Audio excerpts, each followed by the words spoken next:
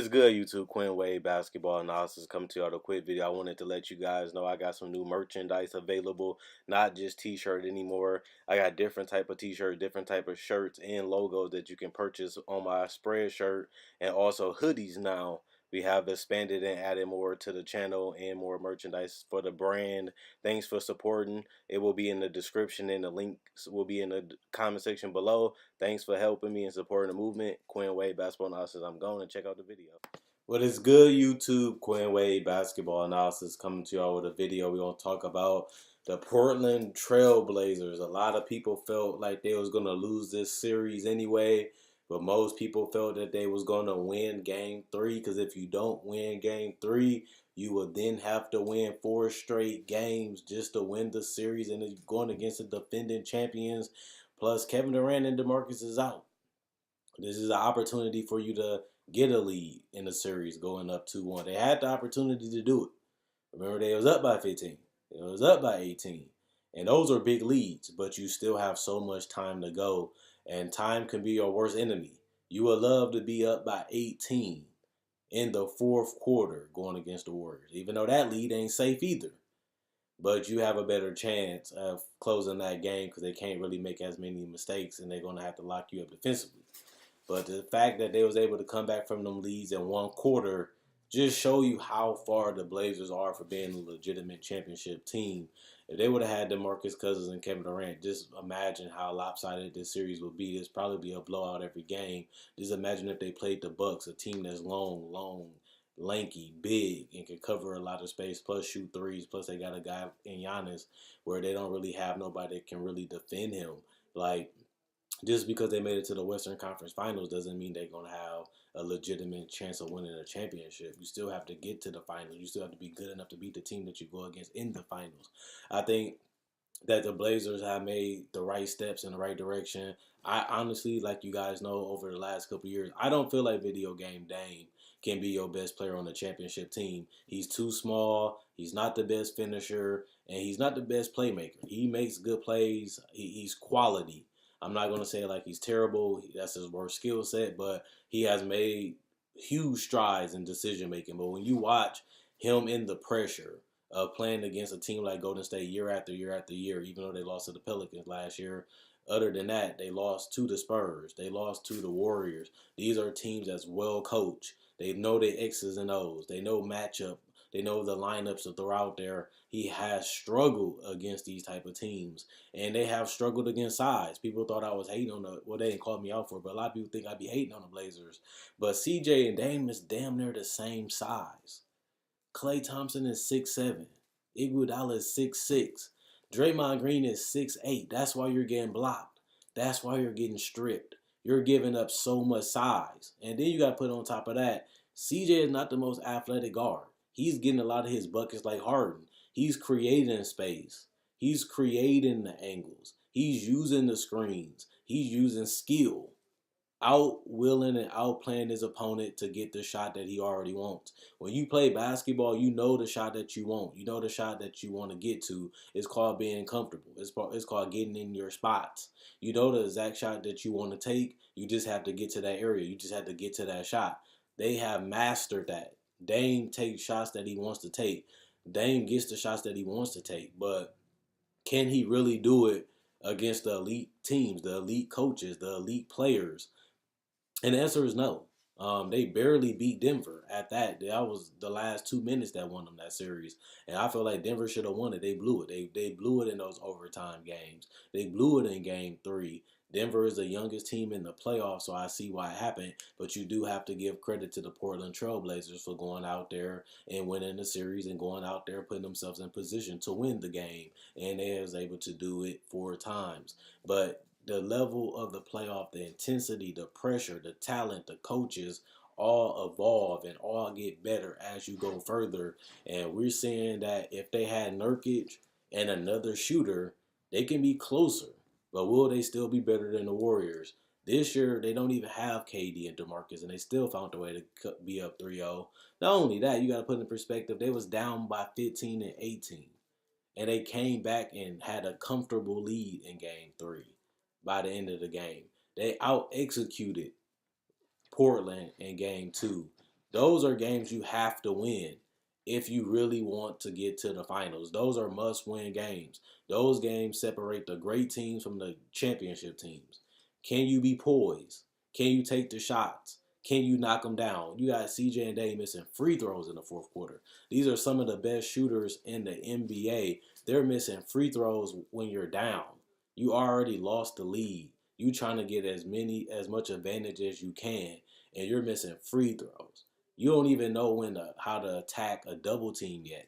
Damian Lillard been in the league almost 10 years and you're still struggling with traps. It's because he's too small. He can't see over these guys. He's not fast enough. He's not quick enough to get to the areas. He's not fast enough to rotate out of the area to make the right pass. Now, some passes he has made early, that's only one way to deal with a trap. And they don't have the personnel. I feel like Myers Leonard did the best he could, hitting some threes, hitting some jump shots, making the right passes every once in a while. But he's not Draymond. He's not the defender. He doesn't have the athleticism. He doesn't have the talent. And I done heard a lot of people say they need that one more shooter, and I agree. But you need somebody like Rodney Hood. You need a guy that's a little bit better than him that can knock down threes, but also handle the ball and create plays. Something like a Kawhi Leonard, a guy that can play and lock up multiple guys because you can't trust CJ or Dame to guard the best players on other teams. They're good, they're solid at their position, but they're not great or great defenders at all. So you at least want somebody that you can put on Steph or at least put on Durant or put on Kawhi Leonard or put on Giannis. You want somebody you can trust to give maximum effort while still being able to give you quality shooting and a sign of playmaking. And it's hard to find those guys when you're paying CJ, Dame, and Nurkic the money that you're paying them. You have to pay Aminu that money because you really had no choice. Is either get somebody that can fill the position potentially, or you got to roll the dice with not having that person. They paid Aminu and Harkless because they felt like they was going to develop. They felt like they was going to grow. And even though I feel like they have improved, they have gotten more consistent, those guys are not starters on the championship team. You're not starting Aminu.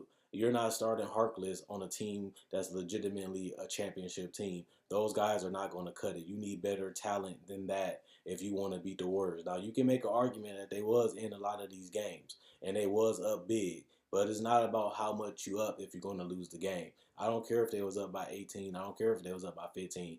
Teams go on cold stretches. Teams make runs. It's how you finish the game. It's how you end the game. It's how you take care of the possessions, take care of the opportunities. And the Blazers and Denver, another team that they went against, struggled in making the right plays. I'm watching the Toronto versus the Bucks game, and the same thing is happening.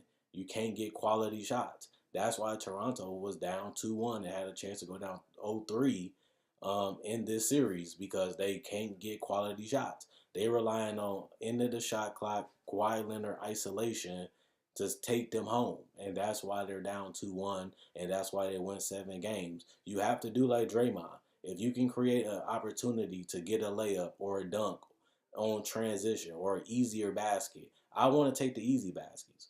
You win the game by getting more points than your opponent. It doesn't matter how you get them, whether it's a free throw line, whether it's a dunk, a layup, or a three. I just want to be able to put pressure on the defense to force them to make decisions. And I have taught y'all picking your poison is great. Forcing the defense to make decisions, forcing them to change, forcing them to adjust so you can have the advantage. I already know what I want to do.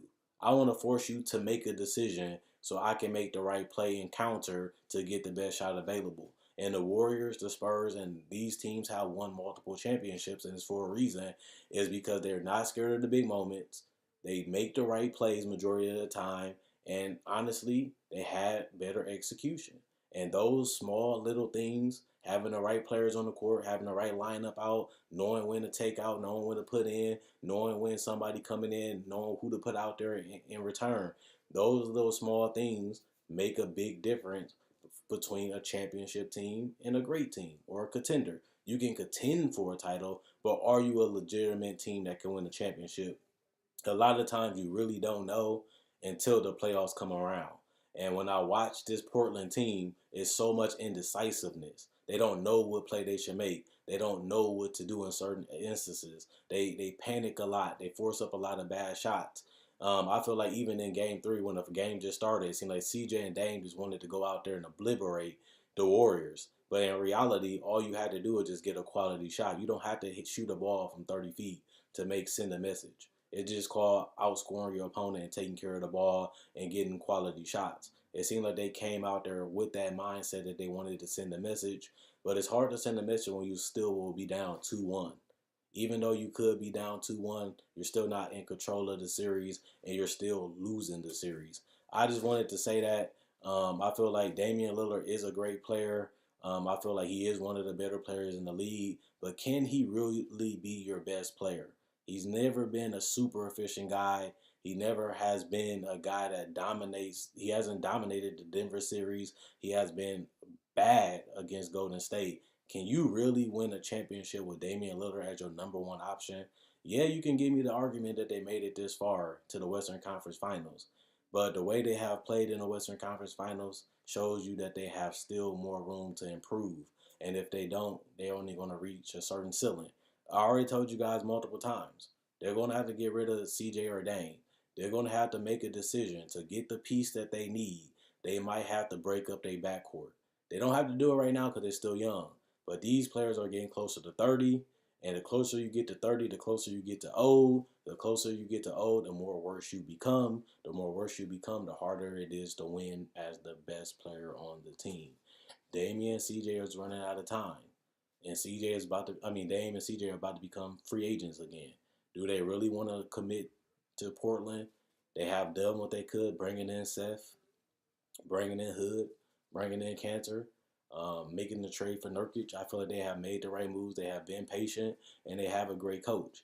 But it shows you how hard it is to win a championship in a smaller market. It shows you how hard it is to really get talent that's on a championship level if you don't do it throughout the draft. The draft is important, but now that even got more difficult with the new rules of the draft lottery.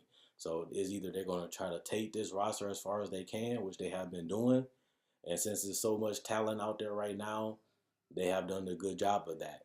But they still, to me, and I said this before the series started, and I picked Golden State to win this in the quick one, which it looks like is going to happen. They got a little bit more room to grow, but will they end up in a championship? You still have Nurkic, you still have Dame and CJ locked up. Can you make that move to get the player at that 3 or 4 spot that can turn you into a legitimate championship contender?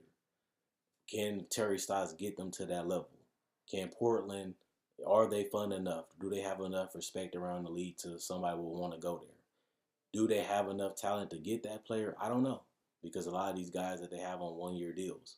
So they're going to have to re-up with some new talent next year. We always pick the team to make the playoffs, but most of us never picked them to win a championship. That says something about CJ and Dame as a backcourt. I heard Jalen Rose and Paul Pierce and Chauncey Billups, some agree that this is the second best backcourt in the NBA. I'm still going with Houston. I feel like if Houston would have played Portland in the 7-game series, they would have beat them. I know Chris Paul isn't the same, but James Harden averaged 35 against one of the best defensive teams in the NBA in the Golden State Warriors. He averaged 36 against the whole NBA. And Chris Paul had a decent series against Golden State the last 2 years.